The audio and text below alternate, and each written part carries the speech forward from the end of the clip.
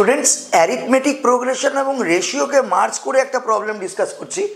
বলছে the ratio of the 11th term of an AP, একটা সমান্তর প্রগতির 11 নম্বর টার্ম এবং 11 নম্বর টার্মের রেশিও হচ্ছে 2:3।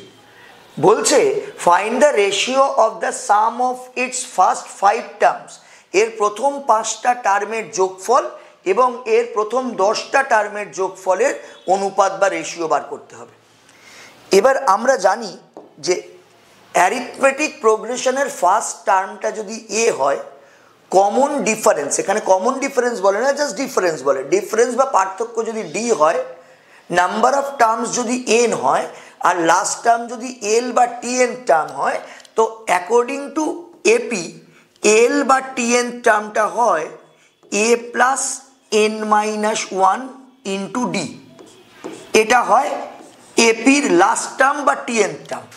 আর এপির সামেশনের ফর্মুলাটা হয় n/2 into 2a plus n minus 1 into D. আর একবার বলে রাখি, এখানে এ মানে ফার্স্ট টার্ম, ডি হচ্ছে ডিফারেন্স পার্থক্য, এবং এপি তোমরা জানো সমান্তর প্রগতিতে পার্থক্য সমান না হলে সেটা এপি হয় না, অর্থাৎ এখানে এই সিরিজের পার্থক্য সমান থাকতে হবে।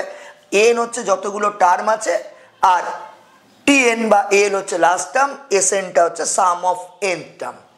এবার আমাদের কাছে বলা হয়েছে 11 নম্বর টার্ম এবং 18 নম্বর টার্মের রেশিও 2/3 মানে 2:3। আচ্ছা, 11 নম্বর টার্ম সেটা কি হবে? T11। ফার্স্ট টার্ম কত হবে? ফার্স্ট টার্ম আমি জানি না, এ কত আমি জানি না।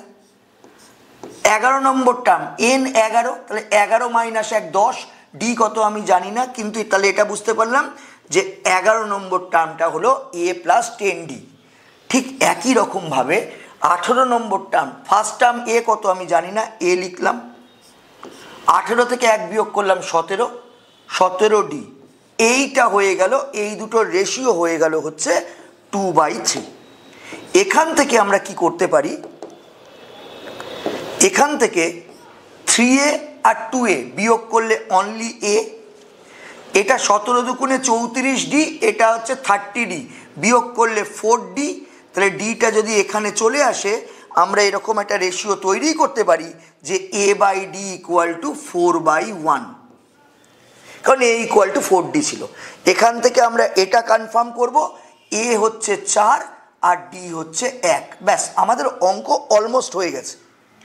এবার বলছে যে 5 নম্বর টার্ম পর্যন্ত সামেশন এবং 10 নম্বর টার্ম পর্যন্ত সামেশনের রেশিও কত। তো সামেশন মানে কি, এই যে n/2 into 2a plus n minus 1 into D. আচ্ছা, 5 নম্বর টার্ম n কত হবে? 5 হবে, 5/2। 2a কত হবে? 2a, এ যদি 4 হয় 2a হবে 8। n 5 নম্বর টার্ম, 5 মাইনাস 1 4 হবে, তাকে d1 দিয়ে গুণ করলে 4 হবে। অর্থাৎ এটা প্রথম 5টা টার্মের সামেশন। রেশিও বার করতে বলেছে তাই দিয়েছি। 10 নম্বর টার্ম পর্যন্ত সামেশন, n এর জায়গায় 10 হবে, তাহলে এটা 10/2। 2a মানে ওই 4 2 যা 8, 8 হবে। 10 থেকে 1 বিয়োগ করলে 9 হবে, আর ডি এর ভ্যালু 1, 9 কে 9।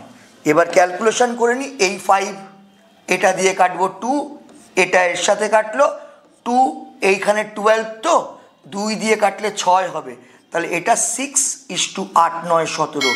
এই হয়ে যাবে ওই সিরিজটার 5 নম্বর টার্ম এবং 10 নম্বর টার্মের সামেশনের রেশিও।